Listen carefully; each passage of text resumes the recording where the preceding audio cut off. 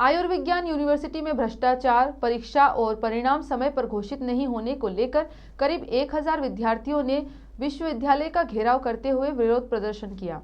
इस मौके पर कुलपति को ज्ञापन सौंपा गया, जिसमें छात्रों ने विश्वविद्यालय में हो रहे भ्रष्टाचार की जानकारी देने के साथ छात्रों के भविष्य के साथ हो रहे खिलवाड़ को बंद करने की मांग रखी। छात्र नेता अभिषेक पांडे ने बताया कि जबलपुर के मेडिकल विश्वविद्यालय में व्याप्त भ्रष्टाचार अनियमितताओं को देखते हुए सत्र 2020 से 21 नर्सिंग पैरामेडिकल के छात्रों की 3 वर्ष बीत जाने के बाद भी परीक्षाएं आयोजित नहीं की गई, जबकि संपूर्ण सीटें समय अवधि 3 या 4 वर्ष की होती हैं। BA, MS अन्य सभी परीक्षाओं की परीक्षा के टाइम टेबल घोषित करने, परिणामों में हो रही धांधली, कार्य परिषद अमान्य करने, अपलोड रिजल्ट को वेबसाइट से हटाने, गीली कॉपी की जांच, परीक्षा परिणाम को बार बार बदलने, महाविद्यालय विशेष के परिणाम जारी करने, एकेडमिक कैलेंडर सहित छात्रों की अन्य समस्याओं से जूझते मेडिकल यूनिवर्सिटी के विद्यार्थियों के मुद्दे को लेकर कल मेडिकल विश्वविद्यालय में प्रदर्शन कर ज्ञापन सौंपा गया। MBBS को छोड़कर बाकी सारे संकायों के छात्र आज इस मेडिकल विश्वविद्यालय आए। उनके साथ जैसे कि 20-21, 21-22 और 22-23 सत्र के नर्सिंग पैरामेडिकल के छात्रों का भविष्य खतरे में है, क्योंकि 20-21 में कुछ ही छात्रों का एनरोलमेंट किया गया है। उनकी आज 3 साल बीत जाने के बाद ही परीक्षाएं आयोजित नहीं कराई गई, और जिनका एनरोलमेंट नहीं कराया गया है, 4 साल का BSc नर्सिंग का कोर्स होता है, 3 साल बीत गए, एनरोलमेंट नहीं हुआ, कब उनकी परीक्षाएं होंगी, कब उनके पास डिग्री आएगी। इस मेडिकल विश्वविद्यालय में प्रवेश में अनियमितताएँ हैं, परीक्षा में अनियमितताएँ हैं, और परिणाम में तो आप देख ही रहे हैं, आए दिन अनुपस्थित छात्र की पास हो जाता है और उपस्थित फेल हो जाता है। तो इस प्रकार का खेल इस विश्वविद्यालय में चल रहा है। जैसे कि इस विश्वविद्यालय के सभी अधिकारी अपनी जिम्मेदारी से दूर जाते हैं, वो अयोग्य हैं, सक्षम नहीं है कि वो छात्रों के काम को समय पर कर पाएँ, और सभी के ऊपर कहीं ना कहीं अनियमितताएं एवं भ्रष्टाचार के अंजाम पूर्व में लगे हुए हैं। तो इन अधिकारियों के रहते हुए हमें लगता नहीं है कि छात्रों का भविष्य सुरक्षित है। हम प्रदेश सरकार से निवेदन करते हैं कि ऐसे अधिकारियों पर कमर कसी जाए, या तो इनको घर बैठाया जाए या फिर इनको छात्रों के हित में कार्य करने पर मजबूर किया जाए। हमारा दर्द समझे। शिक्षा विभाग से कोई पत्राचार आप लोग बिल्कुल कर रहे हैं, लगातार कर रहे हैं, व्यक्तिगत भी मिल रहे हैं। ऐसा नहीं कि हम नहीं कर रहे हैं पत्राचार, और हम डिपेंडेंट उन पर हैं। अब आप बताइए कि हम क्या करें। आप लोग ही मीडिया कर्मी, आप भी मदद करो इसमें। आप ये बात क्यों नहीं बोलते कि सरकार हमको कर्मचारी क्यों नहीं दे रही है? किसी की नहीं सुनी, एक सिरे से जिसमें अनियमितता तत्काल रोक दिया। कोर्ट में जाए, कोर्ट का जो भी डिसीजन होगा हम सब मानेंगे, बिल्कुल मानेंगे, लेकिन अनियमितता रोक रहे हो। छात्र को अच्छी सर्विस दे सके।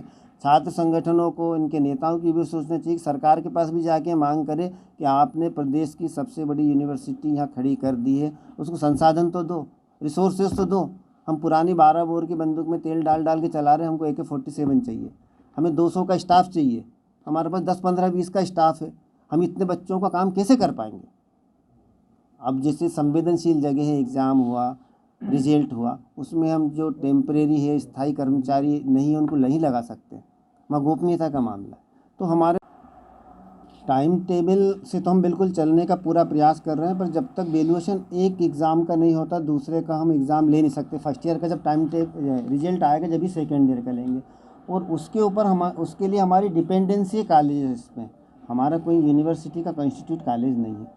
अगर फैकल्टी टाइम से कापियाँ चेक नहीं करेगी तो हम रिजल्ट नहीं निकाल पाएंगे। हमें भी मालूम कि छात्र परेशान हैं, हम उसमें जितना निदान कर सकते हैं ज़रूर कर रहे हैं, लेकिन हमारी कुछ निर्भरता है टीचर्स पे। Medical college, dental college, nursing college, Ayurvedic college, तो वो समय से वैल्यूएशन नहीं करते। बात सारी हमारे पे आती है कि यूनिवर्सिटी रिजल्ट डिक्लेयर नहीं कर रही, एग्ज़ाम नहीं ले रही। हम कैसे ले पाएंगे जब तक वो रिजल्ट बना के दें, कापियाँ चेक करके नहीं देंगे। सर, प्रशासनिक नियंत्रण तो आपका ही है। बिल्कुल है, मान रहे हैं हम उसको, जिम्मेदारी आपकी होगी। बिल्कुल हम हमारी जिम्मेदारी मान रहे हैं, और हम हमारे लिमिटेड रिसोर्सेज में, सभी को मालूम, आपको भी मालूम होगा, मीडिया को, यूनिवर्सिटी नहीं है, और हमारे पास करीब परमानेंट कर्मचारी करीब 20 है। उसमें इतनी बड़ी प्रदेश की सबसे बड़ी यूनिवर्सिटी संभाल रहे हैं। ये कोई आसान काम नहीं। हम सरकार को लिख भी रहे हैं, बार बार चक्कर भी लगा रहे हैं, कोशिश भी कर रहे हैं कि कुछ हो जाए, लेकिन हमारी डिपेंडेंसी जिन एजेंसीज़ पे, लिमिटेड रिसोर्स पे हम जो भी दे सकते। इतनी होने के बाद भी हमने पिछले 3 महीने में अभी तक ये छात्र नेता लोग भी बैठे हैं, इनकी मांगों में से 2-3 मांग ये भी कम हो गई कि डिग्री नहीं मिल रही, मार्कशीट नहीं मिल रही, रिवैल्यूएशन का ये चीज़ हमने पेंडेंसी ख़त्म भी की है कि सबसे ज़्यादा लोग डिग्री, मार्कशीट और रिवैल्यूएशन में परेशान होते थे। टीचर्स बोल रहे हैं हमारा रिवैल्यूएशन पुराना नहीं हो रहा है। हमने ये किया है, धीरे धीरे हम कोशिश कर रहे हैं। अभी हम MP ऑनलाइन के लिए आवेदन दिया सरकार को, हमारे कुछ स्थायी पद दिए जाए। अब ये हमारे पास जो कर्मचारी एग्ज़ाम कंट्रोलर या रजिस्ट्रार या फाइनेंस कंट्रोलर, डिप्टी रजिस्ट्रार, ये हमारे परमानेंट नहीं है, प्रतिनियुक्ति पे आए हुए हैं। और यूनिवर्सिटी में भी है ही नहीं कर्मचारी, तो लिमिटेड कर्मचारियों पे हम काम कर रहे हैं। हम परिश्रम कर रहे हैं और बच्चों की परेशानी से हम बहुत आत्मसात हैं। हमें भी दुख होता है, बच्चे परेशान होते हैं। ये जो छात्र संगठन भी जो मांग लेके आते हैं उनमें आधी से ज़्यादा बिल्कुल जेन्युइन रहती है। हम चाहते हैं इनसे भी संवाद बनाए, और उन्होंने ऐसा नहीं कि हम ये मांग पत्र लिया और डाल दिया। इनके जितने भी संगठनों ने दिया हमने उसकी एक फ़ाइल बनाई, उसको एक एक बैठ के चिन्हित किया और कौन कौन सी जेन्युइन है उसको सॉल्व भी किया। अभी इनके साथ हम साझा भी करेंगे। ये बात है कि जो मांगे ये रखते हैं कोई बेकार की नहीं है, इसमें बहुत सारी काम की रहती है। और हमारे को संज्ञान में कई बार देखने के बाद आता है कि ये कैसे चुक गया, तो हम उनको संज्ञान भी लेते हैं और उस पर एक्शन भी करते हैं। तो जो प्रैक्टिकल समस्याएं हैं, मसलन 4 साल का कोई कोर्स होना है, कोई 3 साल का होना है, तो इसमें ड्यूरेशन उनकी बढ़ रही है, तो अंततः किस तरह से इसका समाधान कैसे करें? देखो एक बात सुनो, बच्चे क्या करते हैं, अब आप इस कि पिछले 2 साल तो जीवन के आपके, मेरे, इनके, दुनिया के सभी के ख़राब हुए कोरोना में। एक तो उसको भी जोड़ देते हैं। दूसरा, जिन कॉलेज को इस यूनिवर्सिटी ने एफिलिएशन नहीं दिया, अब बच्चों को वो कॉलेज पहले से एडमिशन दे के बैठ जाता है, जबकि कॉलेज वालों को ना तो जिन कॉलेज को एफिलिएशन मिला नहीं है उनको ना तो कॉलेज वालों को चाहिए कि एडमिशन दे, और ना ही बच्चों को चाहिए कि उसमें एडमिशन ले। ये दोनों का फॉल्ट है। अब हमारी तो कोई इसमें गलती नहीं कि आप हमने जिस कॉलेज को संबद्धता नहीं दी उसमें बच्चे एडमिट हो गए। अब फिर बच्चे ग्रामीण होते हैं, मध्यम वर्गीय परिवार के होते हैं, गरीब परिवार के होते हैं, फिर एक इकट्ठा हो जाता है कि भाई हमारा भविष्य क्या हो जाएगा। तो उसमें एक सिंपैथेटिक व्यू आता है, कोर्ट का भी, सरकार का भी, छात्र नेताओं का भी, प्रेस का भी, कि यार बच्चों का भविष्य क्या होगा। और ये परंपरा बरसों से आ रही है कि कॉलेज मैनेजमेंट बच्चों को ढाल बना लेता है। अब हमको ये अनियमितता किसी ना किसी जगह तो रोकना ही होगी। आज जैसे करीब हमने पिछली मीटिंग में 100 कॉलेज के लगभग संबद्धता रोकी। अगर ये एक डबल एजेड सोर्ड है, नहीं रोकते तो आप लोग ही, छात्र संगठन, प्रेस, मीडिया बोले BC और EC और ये सब लोग बिक गए और फिर फर्जी कॉलेजों को मान्यता दी। पहली बार हमने आपको एक बात बताऊं, रिवैल्यूएशन में क्या होता था, कोई बच्चा फेल हुआ किसी तरह, उसने करके मालूम पड़ लिया कहाँ जा रहा है, क्या जा रहा है। ये बहुत आरोप लगते थे यूनिवर्सिटी में। किसी बच्चे ने शिकायत की, भाई रिवैल्यूएशन तो हमारा राइट है, तो हमने 100% डबल वैल्यूएशन शुरू कर दिया। 2 टीचर एक बच्चे की कापी चेक करेगा, आपने 25 दिए, आपने 27 दिए, तो बेस्ट ऑफ 2 बच्चों को 27 मार्क्स देंगे।